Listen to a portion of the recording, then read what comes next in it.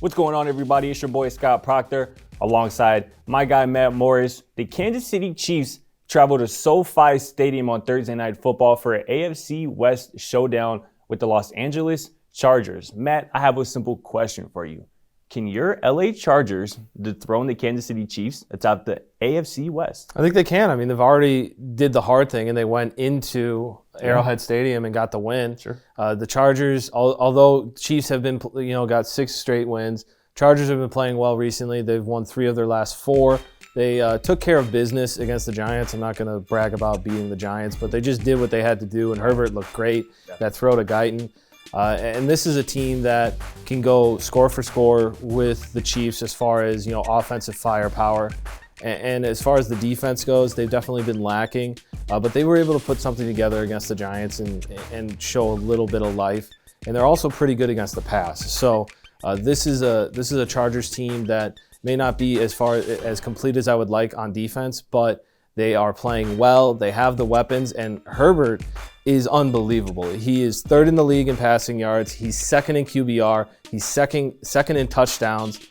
This is a guy that if he goes in, takes care of business, gets a big win against the Chiefs, and then can help win out, you might have to start talking about him as far as an MVP candidate, along with Tom Brady and Aaron Rodgers. Interesting. Yeah, I think Herbert definitely has some room to kind of sneak into the MVP conversation before season's end. And, we both like the Chargers a lot. Absolutely. We both love Justin Herbert. The throw he made on Sunday to Jalen Guyton, 60 yards in the air on a dime, was just speaks to his arm talent, which is absurd. But, as far as this matchup, the Kansas City Chiefs are the hottest team in the NFL, aside from maybe the Miami Dolphins coming off a bye.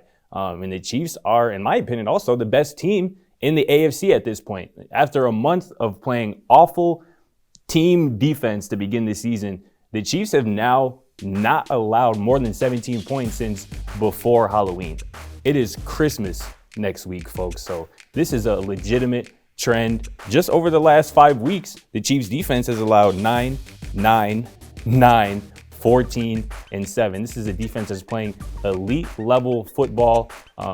Obviously, it's kind of coincided with the return of Chris Jones up front, who is reminding everybody that he is still a monster, somebody that quarterbacks have to fear. The addition of Melvin Ingram has been huge to that pass rush. I know he's going to be charged up to face his former team on Thursday in the Chargers. And, obviously Tyrann Mathieu leads a secondary that I believe is still underrated with Charvarius Ward, L'Jarius Sneed. Sorensen is finally playing respectable football again, so that's great to see.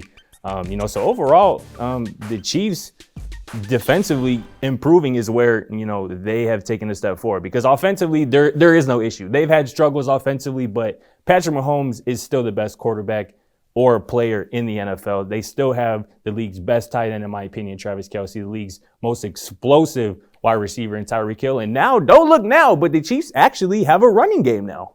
Clyde Edwards-Helaire is back and healthy. Darrell Williams, who I already talked about a couple weeks ago, looks like a legit, kind of 1B running back.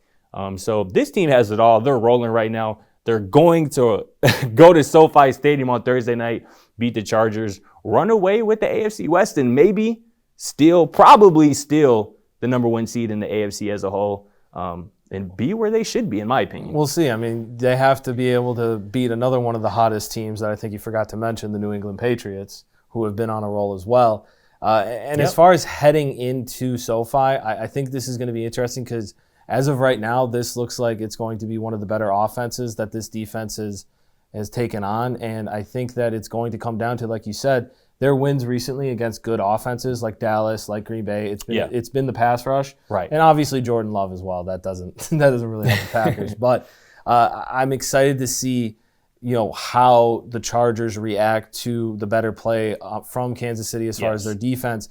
But this is, in my opinion, the Chargers are playing with house money. This is a game 100%. That the Chiefs are slated to win.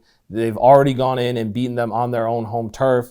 And I think that when you play like that and you play with some confidence and you took care of business the week before, I'm excited for it. And I think this is a game for Herbert where he can really solidify that he is one of those new up and comers. Yeah. And his name needs to be up there when you're talking about the greats that are in the NFL right now. I think that's a good point you bring up about Herbert. This is sneaky, a very important game for him. It is. Yeah. This is one of those moments where you'll remember. I mean, here's a stat for you right now. He is the first quarterback to have back-to-back 30 touchdown seasons to start out his career. That's pretty mind-blowing. It is. And that just speaks to how quickly he's been able to pick up the NFL game. And just talking about this matchup again, Justin Herbert's first start was as a rookie when he found out, 30 minutes before the game that Tyrod Taylor had, his lung punctured. Who was that against? The Kansas City Chiefs. Obviously, the Chiefs won that game, but Herbert had a hell of a debut against, at that time, was, the reigning defending Super Bowl champion. So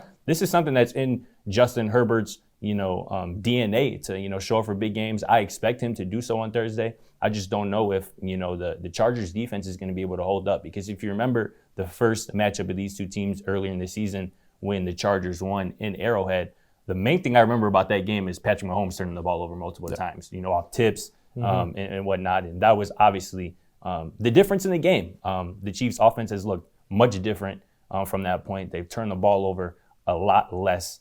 They look more like themselves, more like the Chiefs that we've seen in years past. I expect that trend to continue, but we can't wait to watch that duel on Thursday Night Football in SoFi. But for Scott Procter and Matt Morris, we'll catch you next time.